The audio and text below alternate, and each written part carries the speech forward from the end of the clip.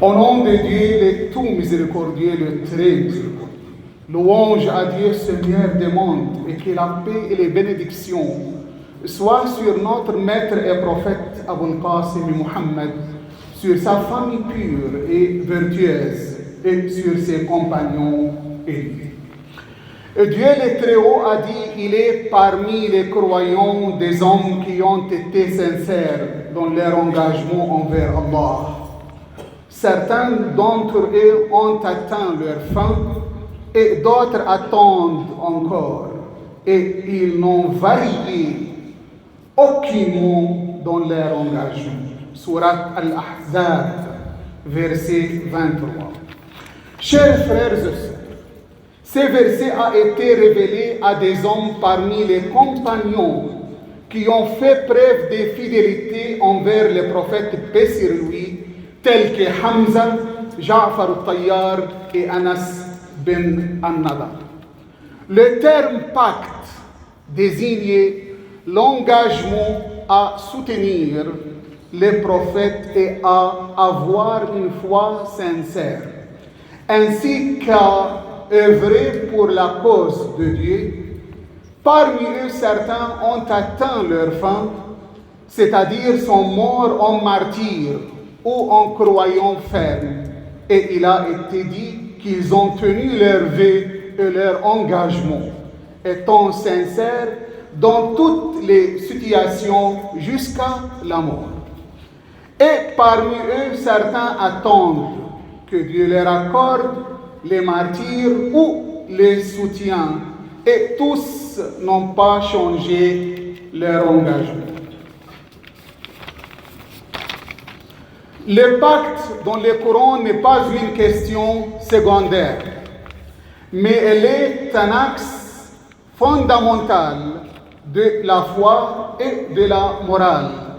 Parmi les versets qui témoignent de la grandeur du pacte, et remplissez l'engagement, car on sera interrogé au sujet des engagements. Dans un autre verset, Allah le Très-Haut dit, ceux qui remplissent leur engagement envers Allah et ne violent pas le pacte. Le prophète, paix sur lui et sur sa famille, a dit, il n'y a pas de foi pour celui qui n'a pas d'engagement. Chers frères et sœurs, on distingue deux types de pactes. Le premier est le pacte entre les serviteurs et son Seigneur. Et le second est le pacte entre l'homme et ses semblables. Le pacte entre le serviteur et son Seigneur est l'engagement que l'homme prend envers son Seigneur, que ce soit par la foi, l'obéissance, le repentir ou les vœux. Dieu le Tout-Puissant dit, soyez fidèles au pacte d'Allah après l'avoir contracté et ne violez pas vos serments après les avoir solennellement prêtés. Le pacte entre l'homme et ses semblables, c'est l'engagement que l'homme prend envers son frère homme, que ce soit un contrat, une promesse, un pacte matrimonial ou une responsabilité sociale ou morale. Dieu le Tout-Puissant dit, et remplissez l'engagement, car on sera interrogé au sujet des engagements.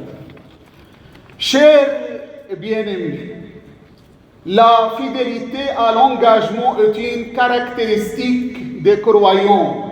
Dieu le Très-Haut dit, ceux qui remplissent leurs engagements lorsqu'ils se sont engagés. Et dans un autre verset, Allah le Tout-Puissant dit, il est parmi les croyants des hommes qui ont été sincères dans leur engagement envers Allah. Dans les deux versets, il est affirmé que le respect des engagements, qu'ils soient des engagements envers Dieu Tout-Puissant ou des engagements envers les gens est un signe et une caractéristique des véritables croyants. Chers frères et sœurs, la législation islamique insiste sur la nécessité de respecter et de tenir ses engagements, que ce soit des engagements entre le serviteur et son créateur ou des engagements entre les gens eux-mêmes. La rupture d'un engagement avec Dieu est considérée comme l'un des grands péchés qui nécessite une sévère punition dans l'au-delà, tout en exigeant une réparation dans ce monde. La jurisprudence islamique stipule que quiconque a fait un pacte à Dieu Tout-Puissant de faire ou de s'abstenir de quelque chose, puis ne respecte pas son engagement, doit s'acquitter d'une expiation qui consiste à nourrir 60 pauvres ou à jeûner 2 mois consécutifs. Chers bien-aimés, les jours de Ashura, les positions des croyants qui ont tenu leur pacte envers Allah se manifestent. Car ils sont restés aux côtés d'Al-Hussein, paix sur lui, et ne l'ont pas abandonné jusqu'à ce qu'il tombe en martyr devant lui. Ces héros incluent Saïd ibn Abdullah al-Hanafi, Abu Thumam al-Sa'idi, Habib ibn Mudahir al-Asadi, Muslim ibn Awsaja, Zuhayr ibn al-Qayn et d'autres, ceux qui ont refusé de laisser leur imam seul et de sauver leur propre vie, ceux qui ont incarné les plus belles positions de bravoure et de sacrifice. Écoutons Saïd ibn Abdullah al-Hanafi dire à l'imam al-Hussein, paix sur lui: par Allah, si je savais que j'allais être tué, puis ressuscité, puis brûlé vivant, puis disparaître dans l'air, et que cela m'arriverait 70 fois, je ne te tuerai pas. Nous n'oublions pas non plus la position de Wahab al-Kalbi, de sa mère et de sa femme, ni celle de la grande dame Zainab, paix sur elle, qui était un modèle de foi et de patience lorsqu'elle a levé le corps de son frère Al-Hussein, décapité vers le ciel, et a dit: oh Allah, accepte de nous. Oh Allah, accepte de nous ces sacrifices en échange de ta noble face. Chers frères et sœurs croyants, le pacte n'est pas seulement une parole prononcée par la langue, ni une promesse écrite sur un papier. Le pacte est une responsabilité devant Allah, une fidélité qui se manifeste dans les actes, dans les épreuves et dans les moments décisifs de la vie. Aujourd'hui, alors que nous vivons les jours de Ashura, nous avons plus que jamais besoin de renouveler notre pacte avec Allah. Le pacte de la foi, de la prière, de la sincérité, de la justice, de la patience et du service des autres.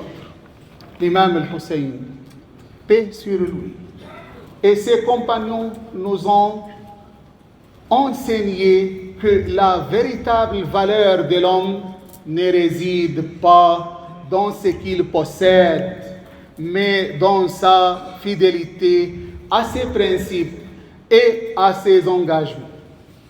Ils ont tout sacrifié pour rester fidèles à leur pacte avec Allah. Et c'est pour cette raison que leurs noms vivent encore dans le cœur des croyants à travers les siècles. Demandons à Allah, le Très-Haut, de nous compter parmi ceux qui tiennent leurs engagements, qui restent fermes sur la voie de la vérité et qui suivent l'exemple de son prophète, paix sur lui et sur sa famille, de sa famille pure et de ses compagnons sincères. Ô Allah, raffermis nos cœurs dans ta religion, accorde-nous la sincérité dans nos paroles et nos actes, et fais de nous des serviteurs fidèles à leurs promesses et à leurs responsabilités. Walhamdulillahi Rabbil Alamin. صلوا على محمد وآل محمد.